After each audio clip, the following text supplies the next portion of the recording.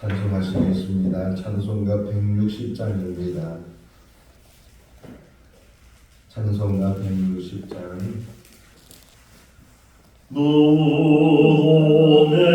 머물러 예수 내 구주 새벽 기다렸네 예수 내 주 원수를 다 이기고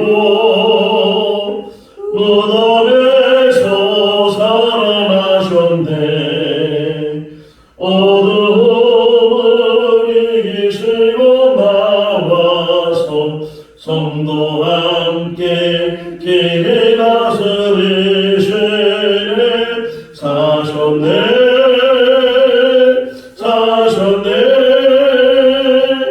예수 다시 사셨네 헛되이 지키네 예수 내 구주 헛되이 봉하네 예수 내 주 원수를 다 이기고 무덤에서 살아나셨네 어둠을 이기시고 나와서 성도와 함께 길을 다스리시네 사셨네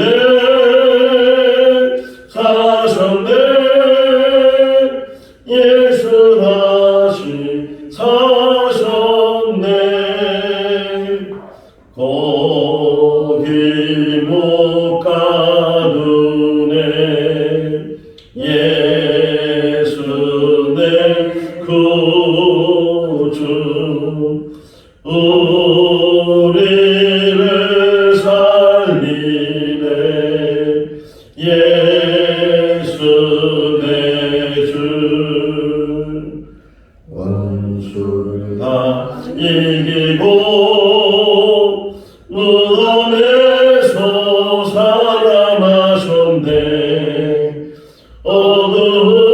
어둠을 이기시고 나와서 성도와 함께 길을 다스리시네 사셨네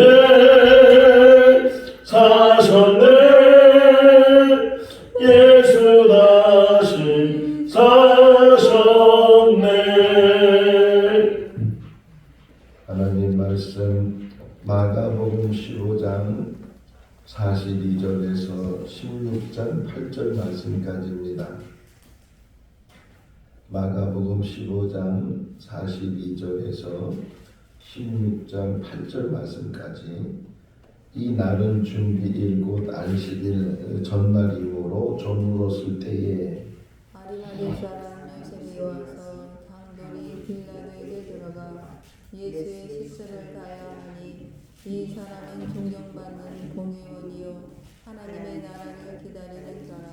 빌라도는 예수께서 벌써 죽었을까 하고 이상히 여겨 백부장을 불러 죽은 지가 오래냐 묻고 백부장에게 알아본 후에 요셉에게 시체를 내주는지라. 요셉이 세마포를 사서 예수를 내려다가 그것을 싸서 바위 속에 판 무덤에 넣어두고 돌을 굴려 무덤 문에 놓음에 막달라 마리아와 요셉의 어머니 마리아가 예수는 곳을 들으라. 안식일이 지남에 막달라 마리아와 야고보의 어머니 마리아와 또 살로메가 가서 예수께 바르기 위하여 향품을 사다 두었다가 안식 후 첫날 매우 일찍이 해 돋을 때에 그 무덤으로 가며 서로 말하되 누가 우리를 위하여 무덤 문에서 돌을 굴려 주리요 하더니 눈을 들어본즉 벌써 돌이 굴러져 있는데 그 돌이 심히 크더라. 무덤에 들어가서 흰 옷을 입은 한 청년이 우편에 앉은 것을 보고 놀라매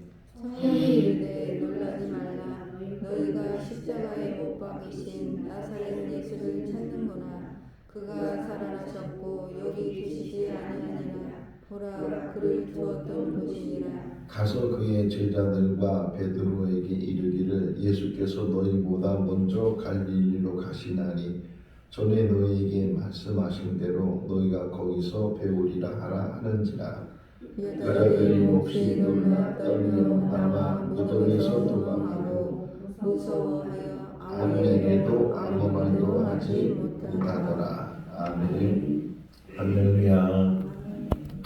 제가 어렸을 때 다녔던 교회에서는 주일에는 무엇을 사도 안 되고 또 어디 멀리 여행을 가서도 안 되고 항상 주일은 경건하게 잘 지켜야 된다. 그래서 혹이나 살 일이 있으면 주일이 되기 전에 그러니까 토요일 날 뭐 주일날 먹을 음식도 사고 또 주일날 어디를 가야 되고 무슨 일을 해야 되면 미리 토요일 날 그 모든 것들을 다 하고 주일날은 교회에 가서 예배를 드리고 하루를 경건하게 생활하도록 그렇게 어릴 때부터 이제 그런 교회에 다녀서 전에는 그때는 그게 불편했었거든요. 아, 왜 주일날 어디 뭐 먹고 싶은 거 사서 먹을 수도 있고 가고 싶은 거 갈 수도 있는데 굳이 주일날 그걸 못하게 하는가 뭐 그런 생각도 혹 들었는데 오늘 아침 새벽에 일어나서 이 말씀을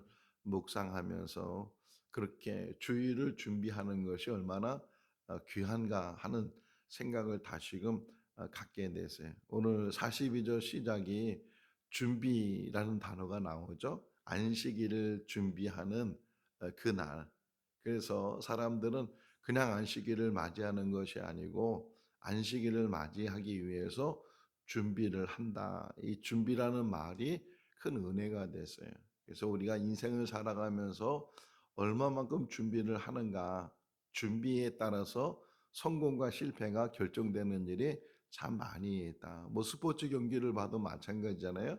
잘 준비한 사람은 본 경기에서 좋은 성적을 내기도 하지만 잘 준비하지 못하면 우리 진천에 선수촌이 있는데 이제 얼마 있으면 올림픽이 또 시작이 돼요. 파리에서 올림픽이 시작이 돼서 이제 많은 선수들이 또 많은 나라의 선수들이 거기에 참가를 하게 될 텐데 4년 동안 얼마나 준비했는가에 따라서 그러니까 그렇게 노력하고 애쓰고 힘쓰는 가운데 이제 메달을 따는 사람도 있고 또 메달을 따지 못하는 사람도 있고 그렇다고 해서 준비한 사람은 다 그 메달을 따는가 그렇지는 않겠지만 그럼에도 불구하고 준비한 사람이 더 좋은 성적을 내는 것은 당연한 일이다. 우리 인생 속에서도 준비를 해야 되는데 어떤 준비를 해야 되는가? 오늘 본문에 쭉 읽어보면 지금 여기 말하는 그 준비라는 단어 속에서 하나가 뭐냐면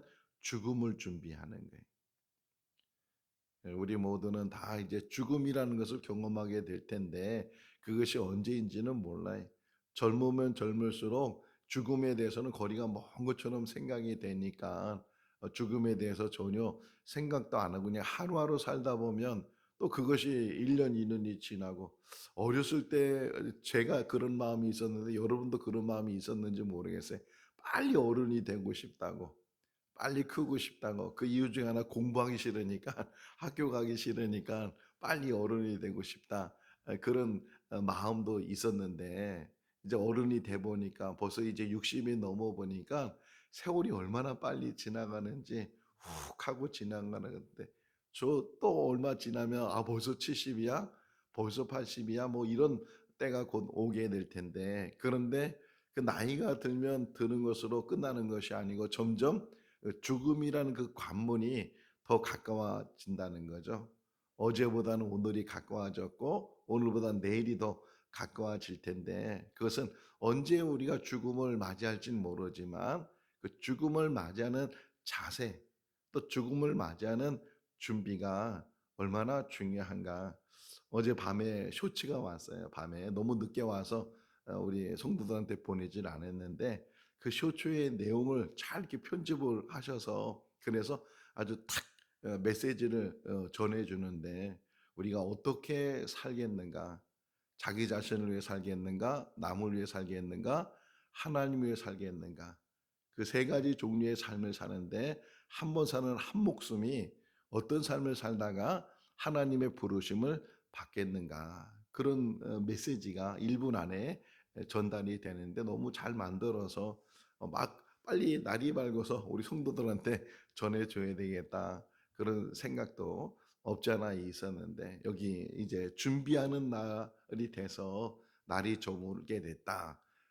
6월절을 준비하는 거죠. 명절을 준비하고 6월절을 준비하는데 서둘러서 예수님을 죽인 거예요. 대제사장이나 또 빌라도나 이런 사람들이 어쨌든 그들이 자기들의 어떤 생각과 자기들의 어떤 계획 속에서 예수님 하나만 죽이면 빌라도는 이제 밀란이 일어나지 않기 때문에 자기가 안도하게 되고 대제사장들은 예수만 죽게 되면 그를 추종했던 모든 사람들이 다 흩어지게 될 것 같은 생각을 가지니까 또 안도하게 되고 어쨌든 그렇게 해서 서로의 목적이 다르지만 그 다른 목적 속에서 예수만 없으면 된다는 그런 생각으로 예수님을 십자가에 죽였어요.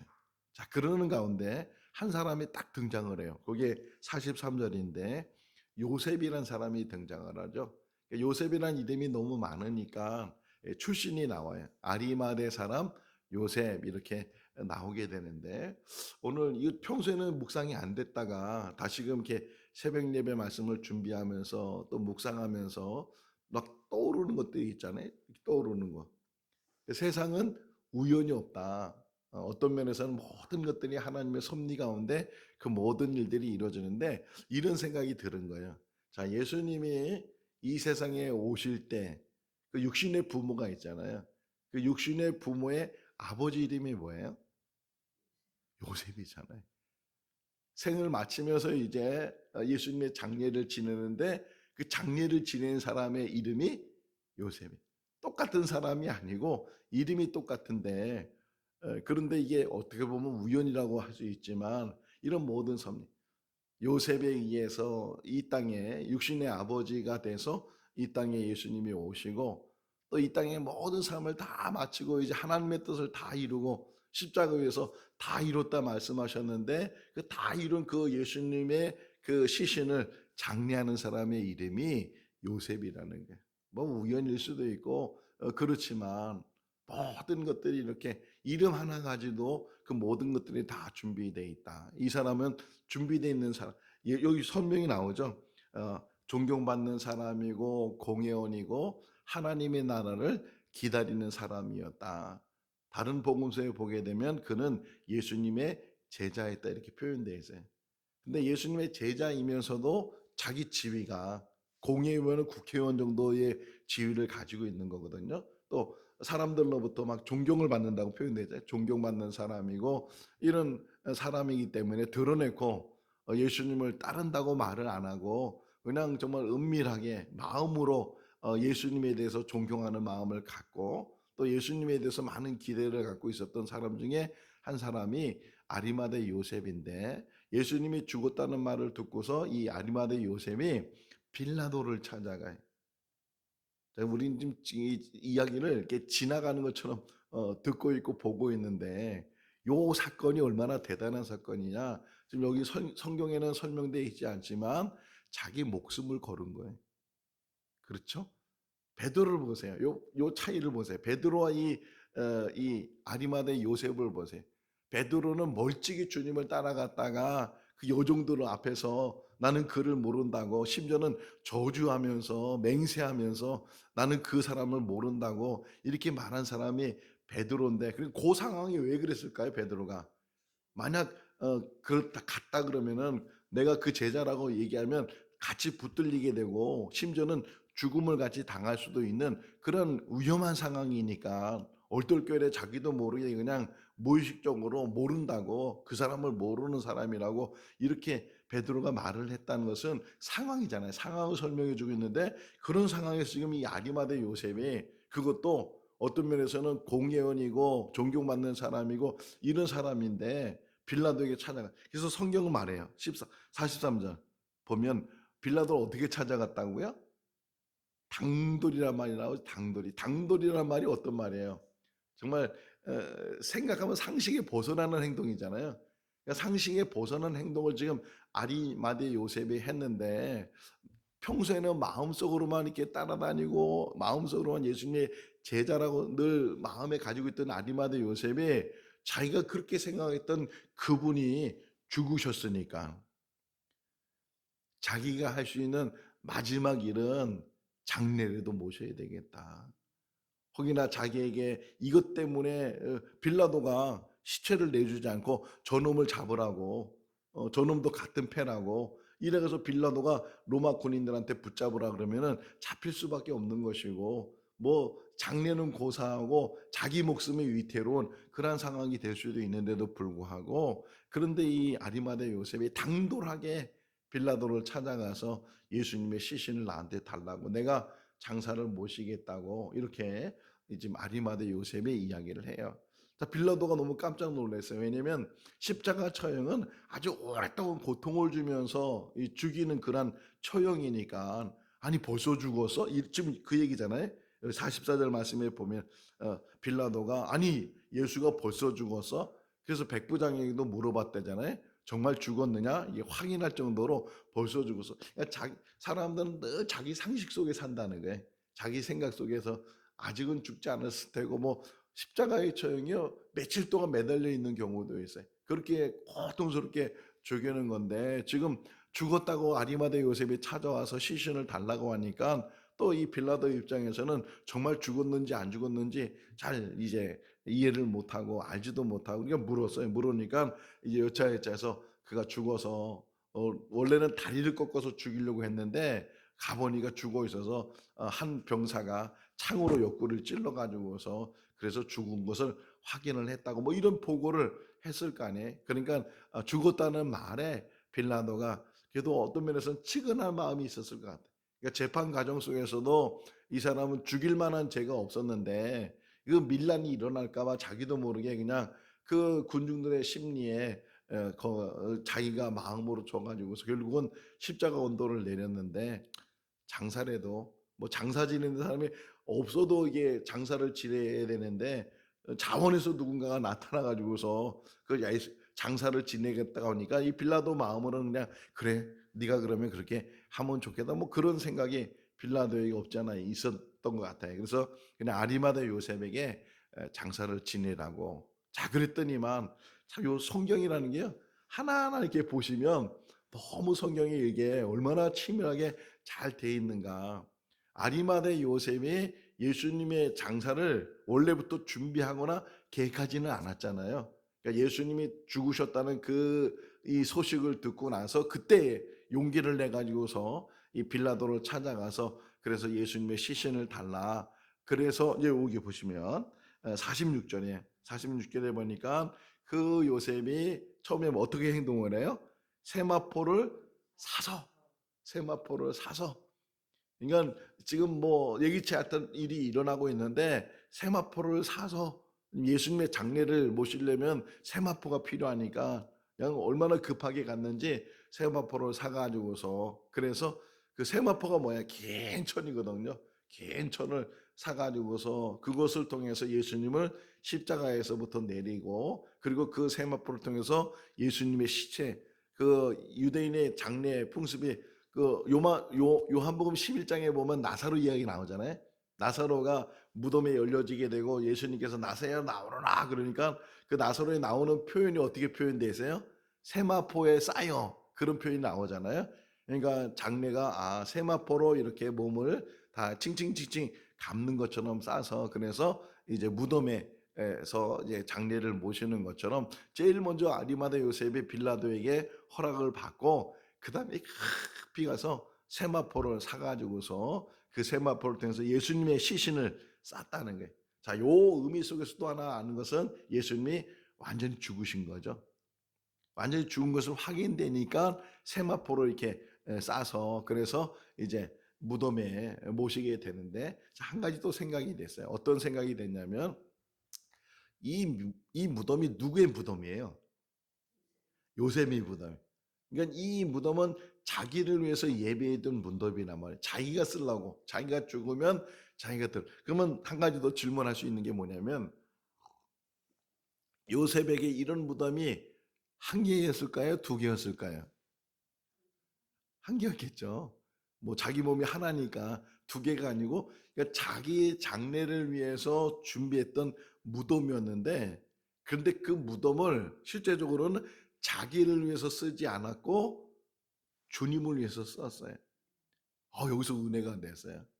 어떤 은혜가 됐냐면 십자가의 죽으심도 주님께서는 본인의 죄 때문에 죽은 것이 아니고 다른 이들의 죽음을 대신해서 죽으셨는데 근데 장례를 지내면서 지금 이 이야기 속에서 아리마대 요셉의 평소에 자기가 죽게 되면 그렇게 해서 장례를 지내려고 준비했던 그 무덤이었는데 그런데 그 무덤을 주님께 드리고 주님 장례를 모시고 그 무덤에 주님을 모셨어요. 그러면 이 결과가 뭐예요? 아리마대 요셉에게는 무덤이 없어요. 기독교의 진리 안에서 주님이 무덤에 대신 들어가셨어요. 십자가에서 대신 죽으셨어요. 그 무덤도 대신 들어가셨어요. 그 다음이 어떤 역사가 일어나면 세상의 역사는 15장까지 죽음으로 끝나는 거예요. 죽음으로. 우리 아이들이요. 저희 아버지, 저희 어머니 묘소가 어딘지도 잘 몰라요. 그러니 그 3대, 4대, 5대만 내려가면 아예 조상이 누군지도 뭐 전혀 모르는 세상은 그래. 죽음으로 그 모든 것들이 잊혀지고 죽음으로 그 모든 것들이 끝나버리는 거예요. 근데 이 성경은 이 기독교는 하나님의 어떤 역사는 16장으로 연결된다는 거예요. 아리마대 요셉이 없어졌어요. 무덤이 없어졌어요. 무덤을 예수 그리스도께서 없이 하셨어요. 우리에겐 무덤이 없어요. 이제는 기독교를 뭐라고 가르쳐요? 무덤이 없는 종교라 이렇게 말하잖아요. 왜? 무덤이 없어졌어요. 그 막혔던 돌이 굴려지게 되고 그런 역사가 일어났다는 거예요. 어쨌든 이 아리마대 요셉이 그렇게 예수님을 장례로 모셨는데 끝부분에 보게 되면 그 모든 과정을 여인들이 그거를 지켜보고 있었다. 왜 지켜보고 있었냐? 슬픈 마음도 있었지만 또 한 가지 16장 1절에서 설명하고 있는데 그게 뭐냐면 시신이라도 예수님의 시신이라도 다시금 찾아가서 향품을 좀 죽은 사람에게 바르는 그런 향품을 좀 발라드리면 좋겠다. 그런 마음에 어디 있는지 알아야지 찾아갈 수 있으니까 그 아리마대 요셉이 장례 지내는 그 모든 것들을 잘 유념하게 지켜보면서 그들도 이제는 찾아가야 되겠다. 근데 안식일은 일하지 말라고 하니까 안식일 날은 피하고 안식일이 지난 다음 날 그래서 여기 뭐라고 표현되어 있어요? 안식일이 지난 후에 2절을 보세요. 16장 2절을 보게 되면 2절 읽어볼까요? 안식 후 첫날 매우 일찍이 해 돋을 때에 그 무덤으로 갔다. 안식 후 첫날 이걸 우리가 흔히 주일이라 그래. 그래서 이게 주일을 우리가 귀하게 생각하고 주일날 모여서 예배드리고 예수님의 부활에 다시금 우리가 생각하고 또 감사하고 찬양하고 이러는데 어쨌든 안식일이 지난 아주 새벽 미명 시간에 이 여인들이 자기들이 미리 사뒀던 향품을 가지고 이제 예수님의 무덤을 찾아가는 거예요. 자, 여기까지 볼 때 이 여자들은 예수님이 살았다고는 도저히 생각을 못 해. 그죠? 8절 끝부분에서도 뭐래? 무서워가지고서, 예수님의 무덤에 안 계시니까 두렵고 무서워가지고서 사람들한테 아무 말도 하지 못할 정도로 그러니까 아직도 사람들의 인식 속에는 내일 이제 새벽에 마지막 마가보는데요. 마가보면 계속 내일 새벽에 강조되는 게 믿지 않았다, 믿지 않았다. 그런 말이 계속 나와요. 한번 미리 좀 보시면 14절 한번 보세요. 14절. 14절 한번 읽어볼까요? 그 후에 11 제자가 음식 먹을 때 예수께서 그들에게 나타나사 그들의 믿음 없는 것과 마음이 완악한 것을 꾸짖으시니 이는 자기가 살아나는 것을 본 자들의 말을 믿지 아니했다. 13절 보세요. 13절 읽어볼까요? 두 사람이 가서 남은 제자들에게 부활하셨는데도 불구하고 믿지 못하는 일들이 계속 일어나고 있는 것을 보면서 이게 믿을 수 있는 일이 아니잖아요. 사람이 죽으면 죽음으로 끝나는 거지 어떻게 다시 살아날 수 있느냐, 이게 상식적인 생각으로 도저히 믿을 수 없는 일인데 그런 일을 지금 목격하게 되고 일어나게. 어쨌든 이 여자들이 예수님의 무덤을 찾아간 것은 살아나신 예수님만 만나기 위해서 가는 것이 아니고 죽은 예수님, 시신이라도 만나서 시신에도 향품을 좀 바르드리고 뿌려드리고 싶은 그런 마음으로 찾아가는데, 또 한 가지 이제 여기 가면서 무슨 말을 하냐면 누가 그 무덤을 막은 돌을 옮겨주겠느냐, 누가 이 돌을 옮기겠느냐 걱정하는 거예요. 걱정하면서 근심하면서 우리가 가긴 가지만 이 무거운 돌을 누가 옮겨주겠느냐 근심 걱정 가지고 가고 있어요. 자, 그런데 그 다음에 4절 말씀해 보니까 4절 읽어볼까요? 눈을 들어본즉 벌써 돌이 굴려져 있는데 그 돌이 심히 크니라. 할렐루야. 오늘 이 새벽에 마음에 근심 걱정 염려가 있다면 벌써 해결된 줄로 믿습니다. 사람은 근심 속에 살아, 걱정 속에 살아, 다 염려 속에 살아.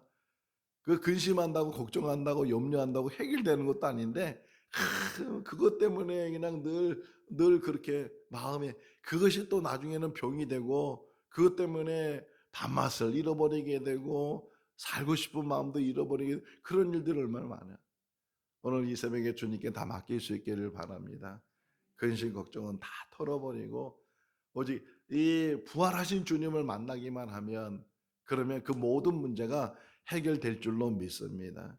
누가 그 큰 돌을 옮겨주겠느냐 그러면서 걱정하면서 그들이 갔는데 가보니까 막상 그 앞에 가보니까 그 무덤을 막았던 돌은 옮겨져 있고 더 나가서는 그 안에 시신을 만나러 갔는데 시신을 만나는 것이 아니고 살아계신 예수님을 만나게 되는, 다시 사신 예수님을 만나게 되는 그런 역사를, 지금 성경에는 예수님을 만난 이야기가 여기 지금 우리 마가복음에 안 나오지만 다른 복음서를 보니까 막달라 마리아가 예수님을 만나게 되고 예수님의 제자들이 예수님을 만나게 되고 살아계신 예수님을 만나게 되고 그런 역사를 이루게 되는 것처럼, 가보니까 돌이 옮겨져 있어요. 돌이 옮겨져 있으니까 기쁘기도 하고 또 왜 돌이 옮겨졌지 이런 궁금증 속에서 들어가 보니까 예수님의 시체가 없는 거예요.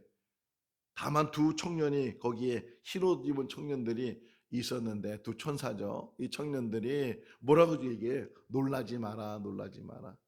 두려워하지 말고 놀라지 마라. 십자가에 못 박아 죽은 그 예수를 찾는구나. 그러나 그가 살아나셨느니라. 살아나셨느니라. 그 믿음으로 사는 줄로 믿습니다. 누가 뭐라 그래도 뭐 이게 과학적으로 증명이 되는 일이냐, 이게 상식적으로 이게 맞는 말이냐, 이런 말을 혹이나 누가 할지 모르지만 적어도 우리는 죽으신 예수님께서 3일 만에 부활하신 줄로 믿습니다. 지금도 우리가 만나는 예수님은 부활하신 예수님이 우리에게 죽음으로 끝나는 인생 속에서 죽음이 끝이 아니고 영원한 삶이 있다는 사실을 다시금 알려주시고 믿게 하시고 그리고 소망하게 하시는 그 하나님의 놀라운 역사가 이 가운데 일어나는 줄로 믿습니다. 그러면서 말해요. 예전에 주님이 말씀하셨는데 갈릴리에 먼저 가셔서 그 갈릴리에서 그 제자들을 만나게 될 거다. 이렇게 지금 전가를 해줘요. 7절에 보면 예수님이 너희보다 먼저 갈릴리로 가실 것이다. 왜 갈릴리로 왜 갔어요? 베드로와 또 몇몇의 제자들이 다시 고기 잡으러, 예수님의 일은 다 잃어버리고 그들이 나는 다시 옛날 직업으로 돌아가겠다고 그 갈릴리로 갔는데 거기까지 주님이 먼저 가셔서 그들을 만나시고 그들에게 조반을 주시고 심지어는 베드로에게 네가 나를 사랑하느냐 3번씩이나 이렇게 물어서 다시금 베드로를 회복시키고 그들을 다 예루살렘으로 불러서 예루살렘에 머물고 있다가 성령을 받게 하고 그때부터 교회 역사와 성령의 역사가 이제 일어나는 그런 일들을 사도행전 소리가 보게 되는데, 예수 그리스도께서는 우리를 위해서 십자가에 죽으셨고 예수님은 죽음을 통해서 죽음을 이기신 줄로 믿습니다. 그분이 우리에게 소망을 주셨고 그분을 통해서 우리가 영생의 길을 가게 되는 줄로 믿습니다. 우리 기독교인이 꼭 붙들고 있어야 되는 것은요, 죽음이 끝이 아니고 죽음을 통해서 영원한 나라가 다시금 시작이 되고 하나님이 예비하신 그 천국을 향해서 우리가 가고 있는 줄로 믿습니다. 이 땅에 산 날 동안 한 번 사는 인생인데 이 한 번 사는 인생 속에서 믿음으로 끝까지 흔들림이 없이 천국을 바라보면서 끝까지 나가는 우리 모두가 다 될 수 있기를 주님의 이름으로 축원합니다. 기도하겠습니다.